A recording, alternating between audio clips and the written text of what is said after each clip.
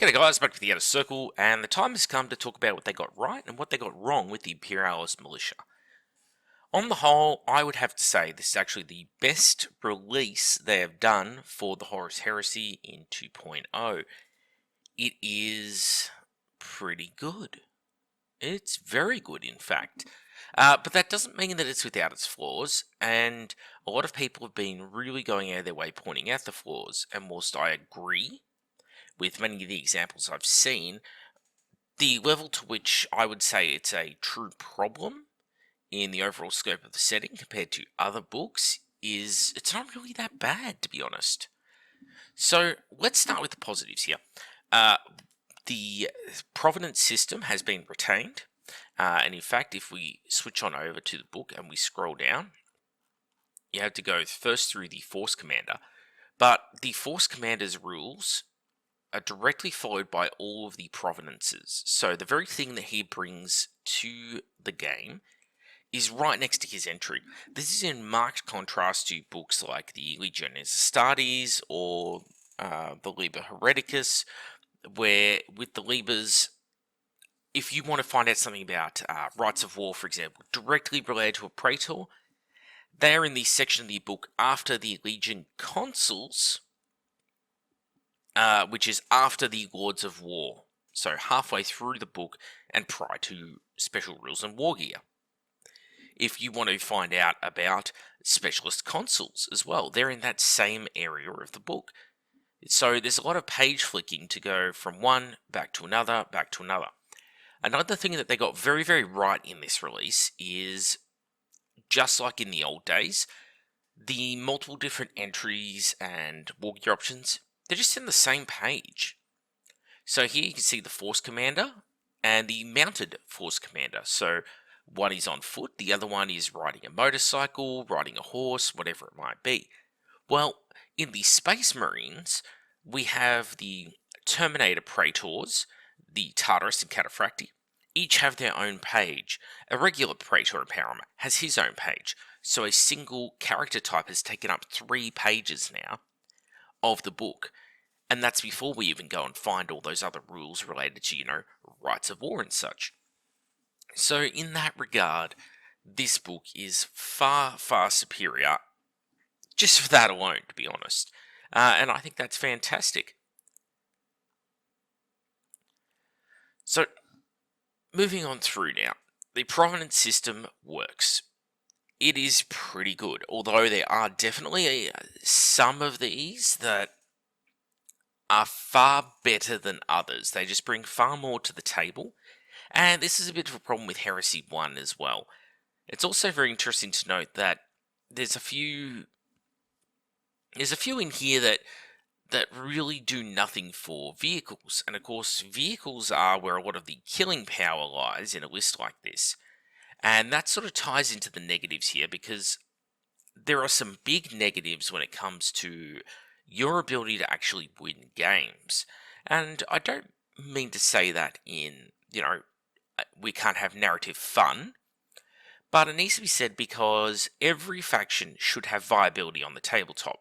It's their means of achieving it that matters for the sake of the narrative. So, for example, Marines in a one-on-one fight should be able to beat everything but a Custode and maybe a Demon.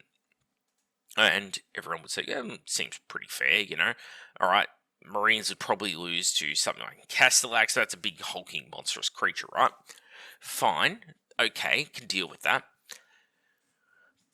Same here, these are basic humans. These are the guys that should lose to pretty much every single other thing in the game system. They're going to be outfought by literally everything except for maybe tech thralls of Mechanicum. And you see that in the points cost and the stat lines of these units. So if I scroll down to Militia Levy Squad, 40 points for 20 guys. 2 points a model. Okay? Like, weapon skill 3 on the sergeant, but weapon skill 2 on the basic guys, blue skill 2 on the basic guys. They aren't hitting anything. They aren't hurting anything. But it does, of course, mean that provenances that boost weapon skill and ballistic skill are infinitely more valuable than others. So, how do you get your killing power? Well, killing power in the Imperialis Militia it's frankly coming from vehicles and heavy weapons. And because they really rely on cannons, because they are an Imperial Guard derivative, right? Goes all the way back to the first Imperialis militia that came out in Book 5 of the Horus Heresy, talking 2015. Back when 6th and 7th edition were very, very alive. Okay, so a couple of years pre 8th edition 40k. And Imperial Guard were the template here. Now, because of that, we see a lot of battle cannons, a lot of artillery, but we also, and that is definitely their focus and where they get their strength. But we also see a lot of missing units. Because if I was to scroll down through this militia list and get us right down to heavy support choices, okay? So heavy support here, what are we actually going to get? Rapiers, well, they're not a vehicle, they're a weapons platform. And probably their best sort of all-rounder weapons platform, like the laser destroyer or the heavy bolter, they're pretty good.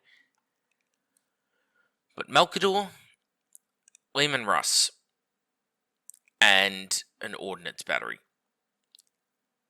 and a Gorgon heavy transporter. And then we're into Wars of War. So, where's all the tanks? That's really the question here. Well, we have how many different variants of the Malkador, and how many different variants of Lehman Russ? Well, let's say they don't want to take those, because that's really what the Solar Auxiliaries thing is. They have all those variants. Alright, we have options like the Thunderer, for example. Where are Chimeras? Where are Manticores? Okay, they're Hydra flak vehicles. They should be in here. None of these vehicles have made it into the list, so it's very short-sighted in that regard. And when it comes to the Lords of War, there are so many different variants of the Baneblade, the Malkador, the Macarius, whatever it might be, and yet we have a single Baneblade option. It's 400 points still, and it's not very good, because blasts and templates are its main weapons, the Demolisher and the Baneblade battle cannon. But unfortunately, this army, the weapons that vehicles are armed with are only really good at killing themselves. AP4 weaponry just doesn't cut it. The overcorrection from Heresy 1 I've spoken about before on the channel. The dependence, the sheer dependence, this edition that Imperial Army has on blasts. Oh, it's high strength. Yes, it's high strength, but high strength does not overcome the fact that many Marines get a regular save or even a re-rollable regular save against these weapons. For example, personal anecdote here, related to me by Darcy. He had 2 Vindicators with all their brutal rounds, because they're brutal 3, fire into a couple of Contempt Dreadnoughts and did 2 wounds. Because it didn't matter that they were brutal 3 when you've got a 2-up armor save against those attacks. And you know, a Demolisher cannon is far scarier than something like a Basilisk this edition, or a Medusa this edition. And yet you pay extortionately heavy prices for them. And because there is no rule in there about, you know, artillery toughness overrides the toughness of the militia around it, because these carriages are not bulky, if you have 2 militia gunners on a gun carriage, it is now majority toughness 3, even though the gun carriage has 4 wounds, because it's not a bulky unit. It's the same problem that jet bikes have in 2.0. They are not a bulky unit, but for some reason, jump infantry with their Warhawk jump packs are. This is the sort of sloppy rules writing that does cause issues. But again, to stress, it's an otherwise very good book. These are just the issues that it has. Also, when we scroll up to something like the Malkador Heavy Tank here, Malkador Heavy Tank, you'll see things like this. The Gravis Las Cannon, 10 points, or Vanquisher Battle Cannon, 10 points.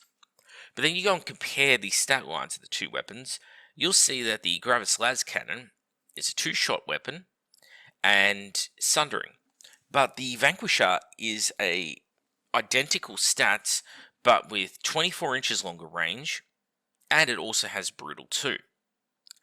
So why wouldn't you pay the exact same amount of points for a weapon that gets additional range and causes double the potential damage?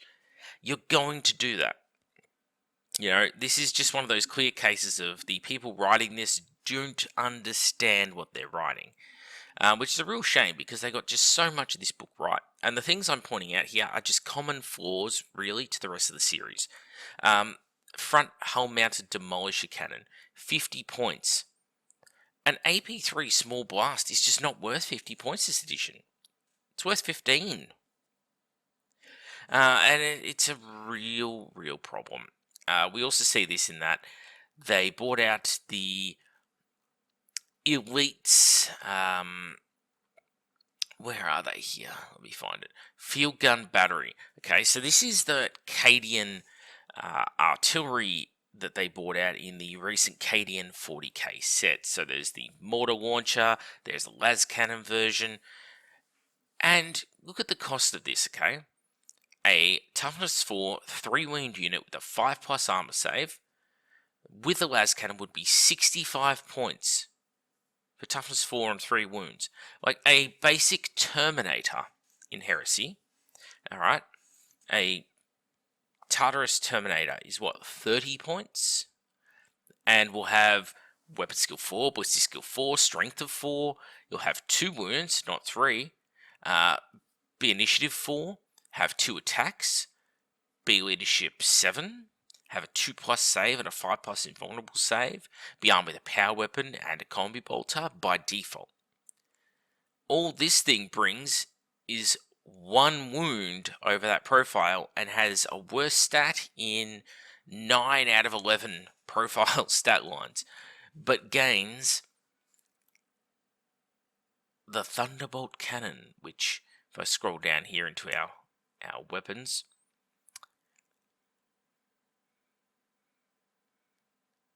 the Thunderblast Cannon. So a small 3-inch blast at strength 7 AP4 with barrage and pinning. So it's an auto cannon. You would be better off to not give this thing blast and just give it 2 shots like an auto cannon. At the end of the day, it is more likely to do damage that way. More likely to actually hit more than one model, because blast 3 inches just doesn't hit anything. Especially when people know it's coming and they spread their stuff out. And they don't have to spread it much. So it's the little things like this that really let down a book. The writer's insistence that templates are in a good place this edition, it just kills this army, because the offensive output now of this army is dramatically reduced. Now, you could make the argument, just to hammer home this point, that there are special weapons, okay? You can see the list of all different weapons in here.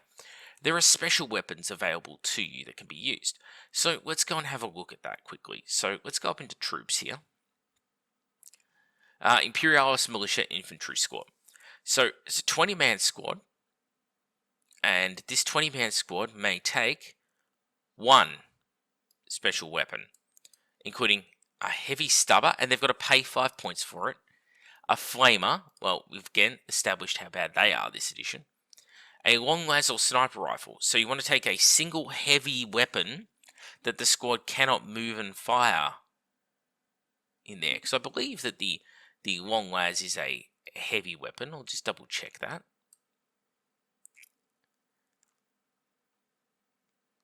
Yes, heavy one, sunder pinning sniper. Providences will make up for this to a very minor degree. I will freely admit that, but one special heavy weapon. All right, well, what about elsewhere? What about militia command cadre, right?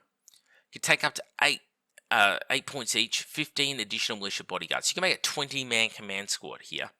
So 20-man command squad. 1 militia in the squad may exchange their las gun for one of the following. Dude, Games Workshop, give them 1 in 3 special weapons. Because let's say it is something like a plasma gun, alright? Every time they fire it, half the shots are going to miss. Out of the ones that miss, 1 in 3 of them is going to just instantly kill the guy using it, because overheat works on AP of the weapon, and they're AP 4, and your best armor save is 4 plus on this squad.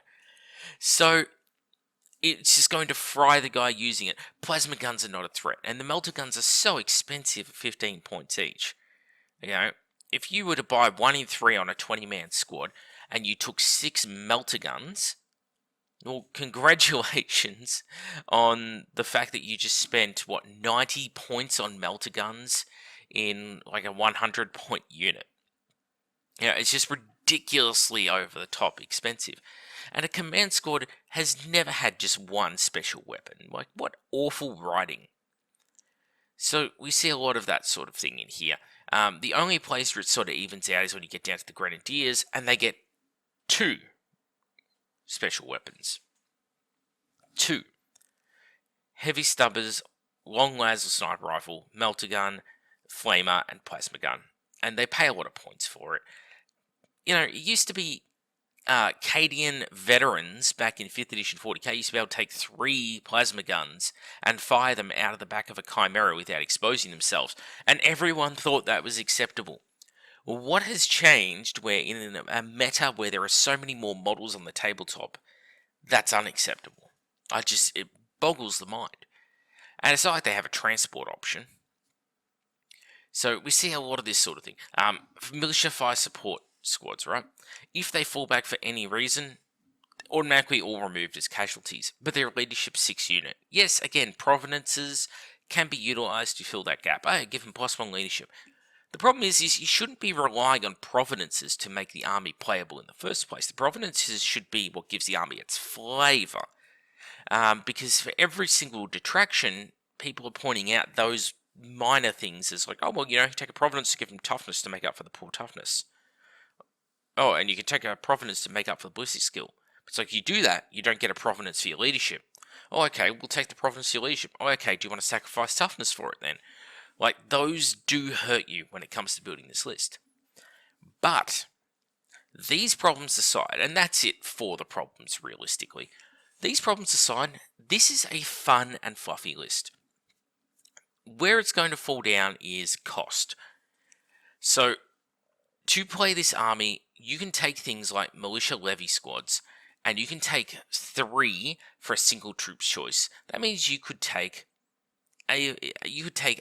up to 24 Imperialis militia levy squads of 50 models per squad in a game, and that would cost you 2,400 points to do so, because it's 100 points for a 50-man unit. That sounds really cool on the surface, like, oh my god, I can have such a massive infantry horde on the table, an unkillable massive infantry horde too, and yet it is so expensive to wield that many models.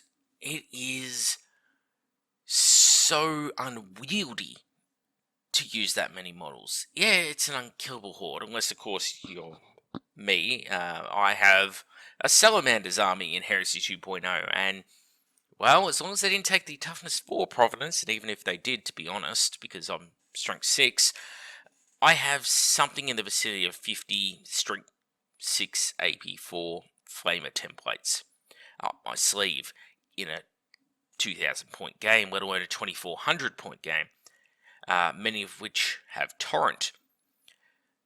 I am not afraid of Militia in the least, because basically I'm the perfect army to fight them. Now, not everyone, of course, has that luxury up their sleeve. But let's take into mind, just how expensive it would be. So, if we thought about something like the Cadians, or if we thought about some of the Necromunda forces, $70 is pretty common for 10 to 12 models, right? In the different versions of the game.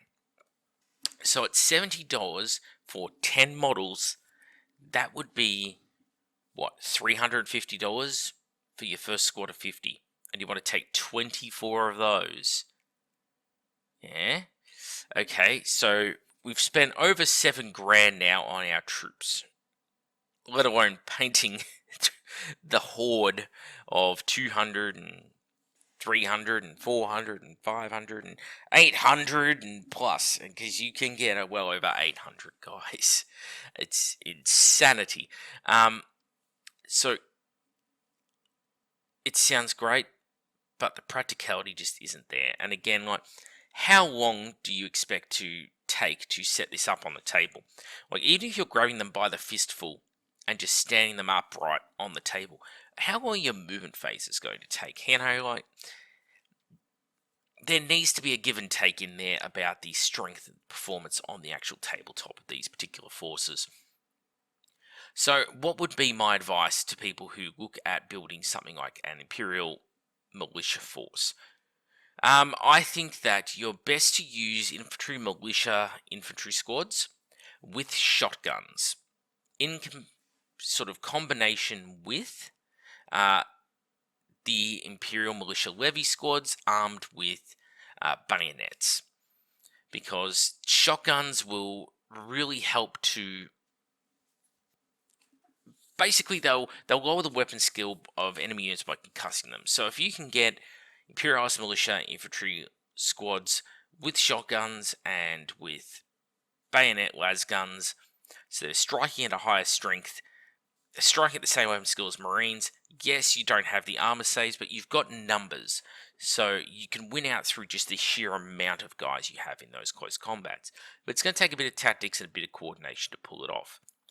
You can also take that to the next logical step, which is, if we go down here, right down, Ogren Brutes. Ogren Brutes with boarding shields. The boarding shields are going to give you the heavy rule, and they're going to give you a vulnerable save. That makes the Ogrens a lot stronger, a lot tougher. All of their other weaponry options they can take, the Ripper Gun, the Thunder Stub, they all suck. So don't bother with them. Unless you've got models who are made with them, or you think they're cool and you want to take them for the rule of cool. Again, we're talking about what is semi-competitive here. So building your list, Ogren Brutes, give a Thunderhammer to the squad leader. You'd be silly not to. Strength 10, brutal 2 attacks, and you'll have 5 of them. Just do it. So boarding shield and a Thunderhammer. Great. What else are you going to do here? Well, back them up, go into your fast attack, and take militia cavalry squads. And honestly, I think you're better to arm the militia cavalry squads with shotguns, because the militia lance means you have a pretty decent charge, but it's only strength 7. It's not going to instant kill Marines. It is good though, it's going to strike first before Marines, but the Marines are still a higher weapon skill than you, so you're going to hit them on 5s. So even if you charge with 10 Outriders, you're not getting any charge bonus, so you're going to be making 10 attacks that hit on 5s. You're getting 2 hits. You're not killing enough Marines, because when they return their attacks against you, they're probably just going to deny your armor saves outright and just kill whole models off. The unit is nowhere near as strong as it appears on the surface when you see things like the Melter Lance and the Militia Lance. So, shotguns and concussive, I think, are really the bread and butter of this army, because you can take provenances that do boost weapon skill. But rather than relying on you to pull off successful charges, which is harder because you are slower than Marines, what they'll do is, if you do pull off the successful charge with having +1 weapon skill, then the successful charge will give you weapon skill 4 against Marines you've concussed and taken to weapon skill 3. All of a sudden, dynamic has shifted. You're hitting them on 3s, they're hitting you on 5s, and it takes the teeth out of the Marines' mouths. Very, very useful to you. So if you can use militia cavalry, which are fast, with shotguns to back up your Ogrens. You run past, you shoot the Marines with shotguns, the Ogrens charge the Marines you've shot. Now the Ogrens are hitting on 3s, the Marines are hitting the Ogrens on 5s, the Ogrens are probably going to kill those Marines. That is the way I think this needs to be played to get the most bang for your buck out of it in those sort of infantry areas. And this is, of course, the elite option, the Ogrens and the Cavalry. And I do think you need to take them and take them in bulk because, frankly, they are going to fill points up for you, which means you don't have to have too many bodies on the battlefield that makes the game, if you're only just finishing turn 2 after a 3-hour game, that's generally considered to be a bit of a problem. Because, again, there's a person who's sitting on the other side of the table, and they want to play the game as well. And if the Marine player wraps his turn up in 15 minutes and you take over an hour, right, it's not really fair to the other player, is it now? So keep that in the back of your mind. The army also lacks in transport options, and again, they seem to have lost the Aurochs and the Carnodons. Will they make it into some form of Legacies PDF? Don't know, but I'd imagine not, because what's the point of releasing a Legacies PDF for this faction when this faction is being released in a PDF in the first place? It would just make more sense to expand this PDF. Now, what do I want to see changed? Well, there's a few things I want to see changed. First, the overall force commander of the army, the gentleman who unlocks all your provenances of war. The force commander is 100 points. That's the same cost as a Legion Praetor. And yes, he unlocks provenances. Praetors unlock rights of war, and they have Legionis Astartes, Legion traits, for free. To me, that's the equivalent of provenances right there. Now, this force commander has 2 less weapon skill, 1 less ballistic skill, 1 less strength, 1 less toughness, 2 less initiative, 1 less attack, 1 less leadership, and instead of a 2+, 4+, he has a 5+, 5+. That is awful for 100 points. So, Militia Force Commander should be half the points that he is. Even if he does bring provenances to the table, he is way too expensive. Again, people need to understand the game they live in. They do not live in a vacuum. And when it comes down to units like the Militia Command Cadre, this and on Militia squads, heavy special weapons in the squads must be allowed to be taken 1 in 3, and at the very least, very least, 1 in 5. Because it is not going to be broken. You are too poor a ballistic skill for it to be broken. Even if you were to boost it through provenances, you're only going to ballistic skill 4. Because remember, this is not Warhammer 40,000 5th edition. This is a game where there are Marine squads of 10 plasma guns, of 10 melter guns, of 10 heavy flamers. And you are coming to the battle with 1 melter gun in a 20-man squad. Well, you can't even split fire. So what happens if you want to shoot that melter gun at a tank? You are left with 19 bodies standing around doing nothing. You need to make it viable for the squad to do these things. And you cannot be charging these squads the points you would charge a Marine, because a Marine gets much more utility out of these weapons. To a Marine, a plasma gun is a more effective bolt gun. It's never going to kill him when it overheats because it's AP4, so he doesn't care about that. The big negative of the plasma gun is not there for the Marine. So why are you charging the same points for a guy who it will kill when they use the plasma gun? You know, plasma guns are terrifying if you're playing Militia, because they get shot at you, or you even try and shoot your own, it's probably going to kill you. More dangerous to use than to not use. Stick to the las gun. These are the issues with the list. But overall, it's a winner on fluff. It's a winner on the types of units that it puts in there. Yes, it could have used a few more tanks, but so be it. Where it falls down is on points costs, on a few items of war gear they're offered, in the quantities they're offered, and the real reliance on blasts and templates. Blasts and templates suck. The writers of the game need to understand this. They need to stop pussyfooting around it and FAQ it. At least make them AP3 on things like Medusas and Basilisks. Oh, who cares if your precious Astartes die? It's not Heresy 1.0 anymore. And they weren't that strong in Heresy 1. Even when people spammed them, you found ways to deal with it, like, just spread your stuff out. Don't put your 10 Cataphractic Terminators touching base to base in a big blob. Give them a 2-inch gap, and it's like, oh no, you lose 2 a turn to a Medusa. Who cares? It's 2 models. I never had an issue with blasts and templates in Heresy 1. Never an issue. It's the overcorrection that hurts, and the amount of units that have multiple wounds now, that have the heavy rule, so they're getting rerollable armor saves, and of course, the AP can't hurt them. The 3 layers in there means that templates are just so useless, and that's a real shame because Militia should be bringing along artillery gun lines as a way of fighting with Marines, because otherwise they're just throwing themselves physically, bodily into super soldiers, and, well, when an 800 kilo Space Marine collides with an 80 kilo uh, Militia Grenadier, what do you think happens to the Militia Grenadier? It's like a bug hitting a windshield. So, yeah. Anyway, that's it for me. I'm back with the Outer Circle. And I stand by the fact this is the best piece of content to hit Heresy 2.0 so far.